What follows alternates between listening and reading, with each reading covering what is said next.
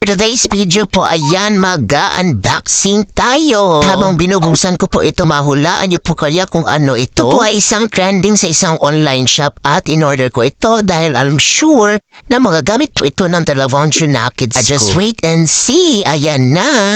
So ito nga po pala, isang mini pan. Ayan, may kasama po siyang charger at saka may kasamang sling. Ayan po. Color white yung in-order ko para sa aking bunso. So yung sling, ilalagay mo po yan siya sa likod. Tapos yan, pwede mo siyang i-hang sa iyong leeg.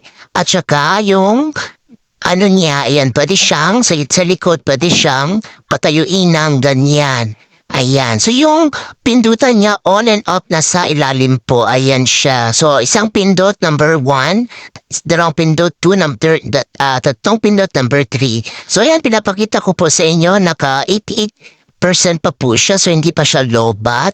So, ayan siya. Ito-try natin kung bubuga ba yung kanyang hangin, kung malakas ba siya. Actually, ayan, malamig po ang binubuga niyang hangin. Yun po ang nagustuhan ko sa kanya.